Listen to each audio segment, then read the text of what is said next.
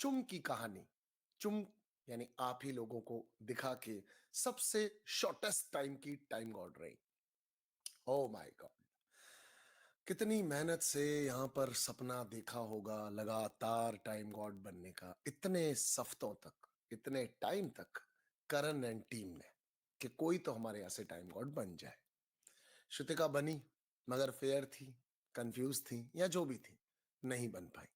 आज हमने एक और चीज सीखी भक्तों, आज हमने एक और चीज सीखी कि बिग बॉस अगर चाहें तो स्थितियां चाहें, चाहे स्थिति बना दे कि हमें लगे कि शायद करण की टीम से कोई टाइम गॉड बनने वाला है। ओ माय गॉड, ये तो अपॉर्चुनिटी है। लेकिन उसके बावजूद भी टाइम गॉड की लिमिट को तो कभी भी खत्म किया जा सकता है। राउंड बहुत सारे होने थे शायद मेकर्स के हिसाब से, लेकिन पहले ही राउंड में अगर दिमाग कोई लगाने की कोशिश करेगा तो उसका दिमाग क्यों माना जाएगा। वैसे करणवीर की गलती है, करणवीर की गलती सबसे बड़ी यह है कि खेल के इस मुश्किल पड़ाव पर आप मित्रता दिखा रहे हैं, तो मेकर्स को ये चीज प्रॉब्लम तो कर सकती है। क्या लाइक 14वें वीक में एंट्री होगी, फिनाले से जस्ट पास में, और तब भी आप अपने दोस्त को टाइम गॉड बनाना चाहते हैं। एक्चुअली देखा जाए तो ये बात गलत है।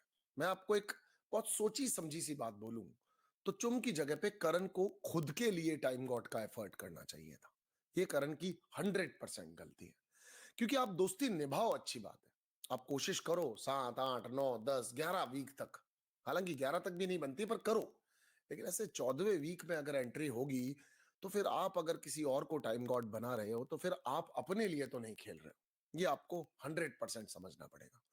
घर में शायद ये बात सबको समझ में आनी चाहिए, लेकिन घर में बहुत कम लोगों को ये बात समझ में आती है।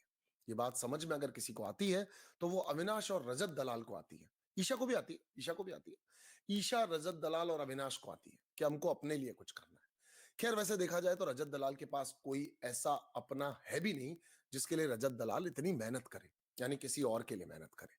रजत दलाल क्लियर कहता है मैं सबसे पहले खुद के लिए हूं। अविनाश और ईशा भी कहते हैं हम खुद के लिए, वो साथ है, पर वो मेहनत हमेशा खुद के लिए करते हैं। सो करण की मैं इस पॉइंट पर तो 100% गलती मानूंगा कि इस बार उसको चुम को नहीं, खुद के लिए ट्राई करनी थी।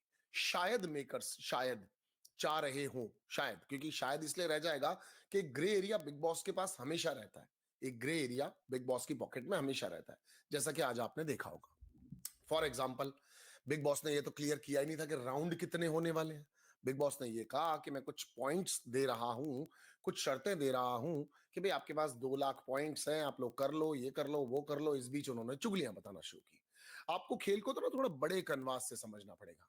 ये जो जो लोग किसी एक की पीआर बने हुए या किसी एक के ऊपर ही दिमाग लगाते हुए किसी एक पे ही फोकस करते हुए चल रहे हैं, इन लोगों को एक बार सुनो, देखो, समझो बिल्कुल मत, क्योंकि ये बेचारे हैं, इनको कुछ समझ में नहीं आ रहा। आपको मैं समझाने की कोशिश करता हूं, बड़े कनवास पे देखो। 14th वीक में अगर आप एंट्री कर रहे हो तो आपको अपने लिए खेलना है खेल को। शायद मेकर्स चाहते हो कि करणवीर टाइम गॉड बने। अब उनके पास कितने सारे एरियाज थे, कितना सारा सोचने समझने को दिमाग था, आप समझो। उन्होंने 50-50 रुपए की, यानी 50-50 पॉइंट में शिकायतें बताना शुरू की। अब शिकायतें किसकी किसकी थी? कशिश और रजत की। दो शिकायतें, दोनों कशिश और रजत की। अब सोचकर देखते हैं कि दोनों उन्हीं की क्यों थी। घर में और बहुत सारे लोग थे, कभी भी किसी की भी कोई भी बात बता सकते थे, लेकिन उन्होंने इन दोनों लोगों के ही दो बातें बताई। चाहत को बताया कि भाई चाहत, तेरे को कॉकरोच की तरह चिपकी पड़ी है, बाहर जाती ही नहीं है गेम से। उन्होंने समीकरण बना चुके वाले अविनाश के साथ रजत की एक और गलती बताई, जिसमें उन्होंने ये बताया कि भाई ये तो कह रहा है कि ये आदमी किसी का भी सगा नहीं है, यहाँ पर लड़कियों पे मुंह मारता फिरता है। अगर सच्चा प्यार होता है तो किसी एक की तरफ ध्यान देगा, इधर उधर क्यों ध्यान देगा। आप देखो चुगलियां किन की बताई जाती हैं।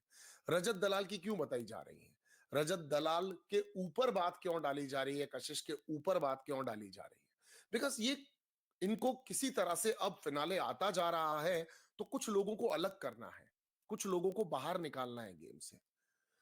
कुछ लोगों का गेम हमें अच्छा लगे ही नहीं, ये पूरी की पूरी तैयारी करने की मेकर्स की कोशिश रहेगी।